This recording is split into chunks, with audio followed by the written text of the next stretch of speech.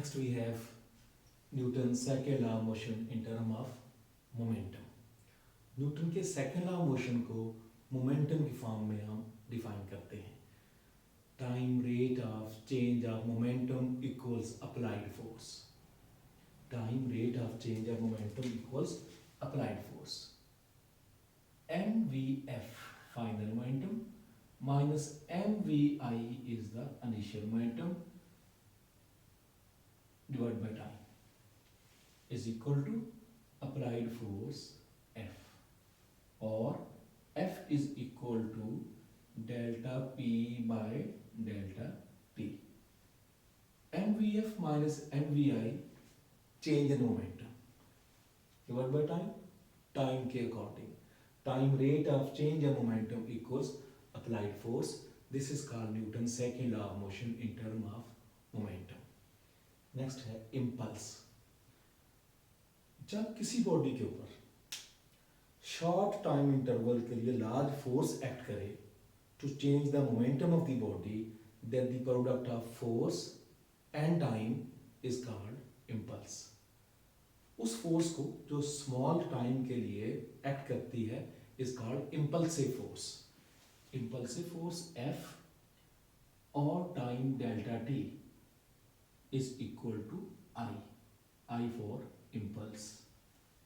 The product of force and time is called impulse. When a large force acts on a body for very short time interval to change the momentum of the body, then the product of force and time is called impulse.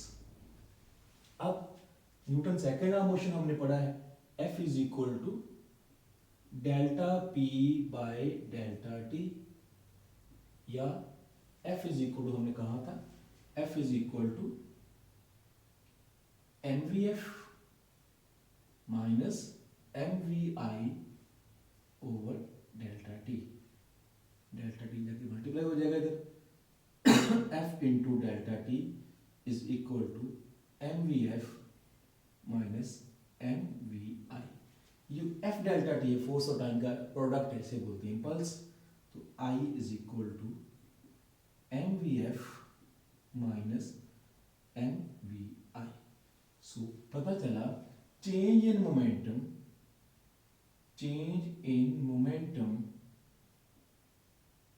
Is called impulse. किसी भी body के momentum में change impulse कहलाती है. अब यहां से दो चीजों में कंफ्यूज नहीं होना. Rate of change of momentum, time rate of change of momentum हो तो फोर्स होनी है, अकेला चेंज इन मोमेंटम होगा तो इम्पल्स होगी. तो इम्पल्स के यूनिट मोमेंटम के यूनिट्स होते हैं. इम्पल्स भी वेक्टर है, फोर्स भी वेक्टर है. चेंज इन मोमेंटम को इम्पल्स कहते हैं. इसलिए इम्पल्स का ऐसा यूनिट और मोमेंटम का ऐसा यूनिट या डायमेंशन यूनिट सेम होते हैं. Next we have isolated system.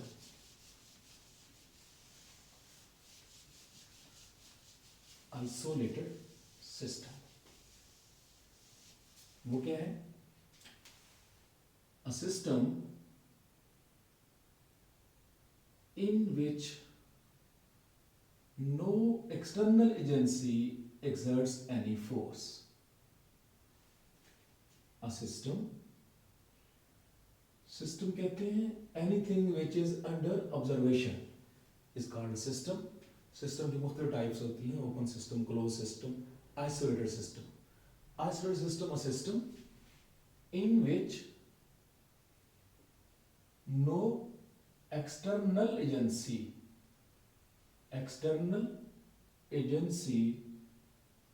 exerts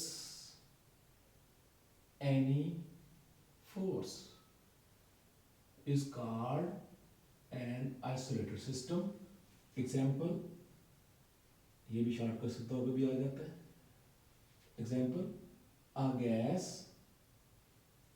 enclosed in a cylinder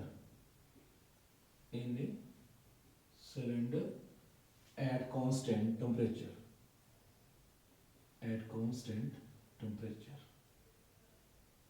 Now we are to prove law of conservation of linear momentum, very important long question है, law of conservation of linear momentum,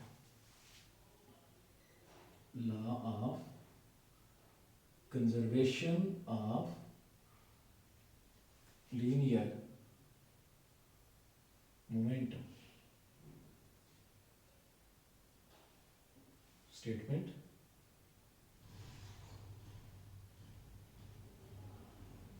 Total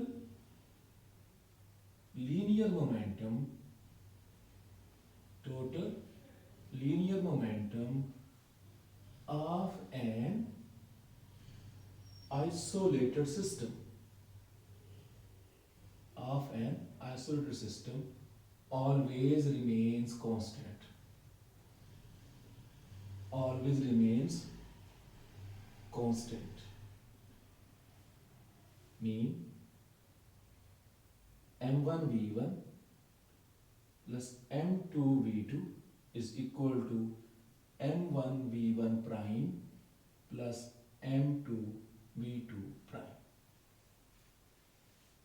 m1 v1 plus m2 v2 ये initial momentum है और m1 v1 prime और m2 v2 prime ये final momentum है। Initial momentum अगर final momentum के बराबर है, इसका चेंज नहीं है, तो हम कहते हैं ये है law of conservation of momentum, mean momentum conserve रहा, मोमेंटम कांस्टेंट रहा।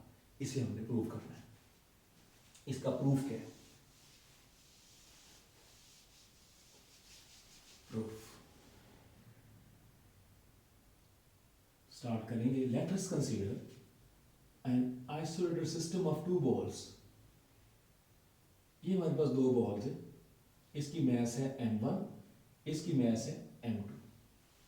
both are moving in same line in same direction with velocity v1 and v2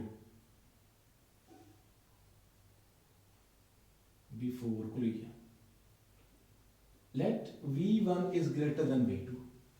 जब v1 v2 से ज्यादा होगी तो कोलिजन होगी। जब v1 v2 से ज्यादा होगी, कुछ टाइम के बाद ये आपस में बॉल्स कोलाइड कर देंगे। दोनों बॉल एक दूसरे के ऊपर फोर्स लगाएंगे। m1 m2 पे फोर्स लगाएगी, ये इस पे और ये इस पे फोर्स लगाएगी। Action and reaction are always equal but opposite. So ये at the time of collision है। ये फर्स्ट बॉल है जिसकी मास m1 थी, ये सेकंड बॉल जिसकी मास m2। सपोज ये फोर्स लगी F और सेकंड बॉल के ऊपर फोर्स लगी, या इसने लगाई ये फोर्स F, सपोज इसने लगाई F प्राइम। कोलिजन के बाद जब ये फोर्स लगी तो वेलोसिटीज चेंज हो गई, वेलोसिटीज बन गई इसकी v1 प्राइम, ये वेलोसिटी बन गई v2 प्राइम। मैस वही रही m1 और ये m2 ही रहा। स्टार्ट करेंगे हम। Let us consider an isolated system of two balls of masses m1 and m2 moving with velocities v1 and v2 in same line. Let v1 is greater than v2. Then after some time the balls collide. And after collision their velocities become v1 prime and v2 prime. ये difference करने के लिए v1 prime और v2 prime की velocities collision के बाद हो गई। अब मोमेंटम में कितनी चेंज आई है? By Newton's second law of motion in terms of momentum, F is equal to mvf minus mvi over t होता है। For first ball, पहली बॉल के लिए, पहली बॉल पे कितनी फोर्स लगी? देखिए m2 ने m1 पे फोर्स लगाई है F प्राइम, तो पहली बॉल पे फोर्स लगी F प्राइम, तो हम यहाँ पे लिखेंगे F prime is equal to mvf final momentum. तो फर्स्ट बॉल का फाइनल मोमेंटम होगा m1 v1 prime, m1 v1 prime minus m initial momentum m1 v1। जब पहली बॉल की बात करें तो 1 1 वाली क्वांटिटीज लेनी है फर्स्ट बॉल के लिए, मैस भी m1, वेलोसिटी भी v1, लेकिन क्योंकि चेंज निकाल ली तो फाइनल माइनस इनिशियल, तो m1 v1 प्राइम में से m1 v1 माइनस करेंगे, m1 v1 prime minus m1 v1 over t, जाके मल्टीप्लाई कर दें। f prime into T is equal to m1 v1 prime minus m1 v1, equation number 1. Similarly for second ball, दूसरी ball में क्या होगा, दूसरी ball पे फोर्स लगी है ये F, तो सेकंड बॉल के लिए F is equal to m2v2 prime, ये m2v2 prime minus m2v2 over t, ये मल्टीप्लाई हो जाएगा, ये बनेगा हमारे पास F into T is equal to m2v2 prime final momentum minus m2v2 initial momentum second ball का, दोनों को ऐड कर लें by adding equation 1 and 2, left side में, लेफ्ट साइड और राइट साइड में, राइट साइड ऐड कर लें, ये मेथड करना bye adding equation 1 and 2, f prime into t plus f into t is equal to m1v1 prime minus m1v1 plus m2v2 prime minus m2v2, इसमें t common आ गया, बाकी बचा f prime plus f is equal to m1v1 prime minus m1v1 plus m2v2 prime minus m2v2।